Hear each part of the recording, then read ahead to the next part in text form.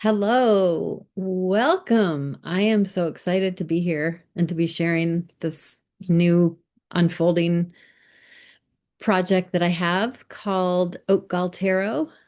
I want to have this short video as an introduction to this project and myself and where I'm coming from with this tarot, and also the oak gall, like giving praise to nature and the beauty of what when we create with nature, what that can be, what that can bring out of us.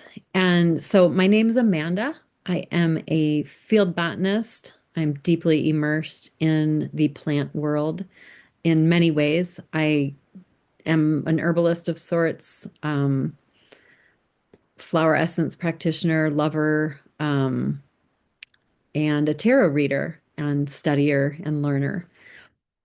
And so this project really came about. One, for my deep love of tarot and wanting to share my deep love of tarot and share the ways that I work with it, because I always gain so much from all the tarot people out there, and I feel that I want to give back and share my voice a bit, because I know how much I benefit when others share their processes and experiences and knowledge and wisdom about tarot and life. And so I have been wanting to do this for a while. This coinciding with the oak gall ink that I made and tarot and how that all fits together, is part of the evolution of this project. So I have a book called Found and Ground by Carolyn Ross. It's such a beautiful, great book. I highly recommend it if you're the least bit interested in creating art with nature and pigments, making your own pigments and inks. I highly uh, suggest this book. It's wonderful. And so this was my inspiration. This book was my inspiration to make my first oak gall ink. So I made my first oak gall ink. Thank you to this beloved oak gall creatures.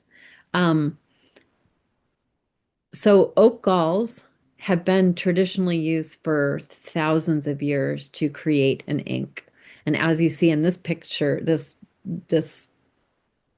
drawing that I made, painting that I made, that is all made with the oak gall ink that I made, my first batch. Made, and all that painting is also made with just natural utensils that you can see up here. It's hard to point. That is a tree of heaven stem that I cut and shaped into a pen. And then let's see if I can do this. The thing below it that looks kind of like a claw, the white, uh, the white claw thing is a piece of wood. And those are the only utensils that I used to create this lovely piece of art. It was fun. Um, and So, just a little bit about these oak galls, this beautiful creature that co-creates this gall is the wasp, or there are insect galls, and I believe that these oak galls are produced by a wasp, but I'm not sure which wasp, and I'm 95% sure that's correct. Trees co-create these galls with the insect. So the insect sends out some type of chemical message to the tree. The tree forms the gall.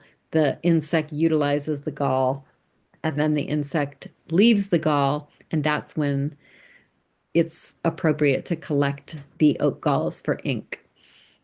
So that's what I did. And I had made some drawings with my first oak gall ink, and then I was sitting in my sauna and I was trying to think of like how to bring my love of tarot out into the world. What name? Like think of a name. So I'm brainstorming, writing a list of names. One of the names was Oak Gall Tarot, and I quickly dismissed that and thought, I love it, but it's too weird, or it's doesn't roll off the tongue. It's hard to say, and nobody knows what they are. But then it didn't take me very long to realize that is actually a perfect name because of that connection with tarot being like pictorials, art, um, artistry, drawings, and yeah, art and ink. And that ancientness, that ancient connection between ink and art. And I thought that fit really well. And also the deep it feels very guttural and deep with having uh ancient ink linked with my love of tarot. It feels very good to me. I love the name and I hope you like it too.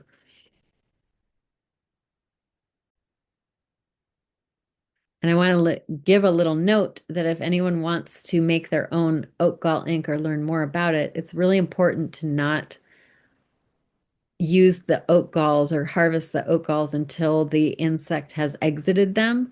And you can tell this by they will have like either pinhole dots in them. They'll most likely be on the ground. If they're on the ground, usually the insect has left them. If they're on the tree, I've never taken an oat gall off a tree because I think it would be a good generalization to say that they're still being utilized. There's still an insect housed in there. So that's a little uh, tip and caution um, when thinking of using oat gall, collecting oat galls. So, two highlights or high points of this project are one, sharing my love and experience and knowledge of unique knowledge of tarot and how I work with it. And then also, two, is creating my own deck using oat gall ink and found materials in terms of utensils. And I envision myself making this deck in nature. I also can expand it a little and think of making uh, different pigment paints to go with this oat gall tarot so that with the oat gall ink so that it will be that it has some of the cards may have more vibrancy than others or more intricacies than others in terms of color. So that's my two high points of this project that I wanted to share. And I look forward to creating more videos where I will share readings or the way I shuffle a deck, the way I choose cards, what decks I use, etc. And I look forward and thank you for being here.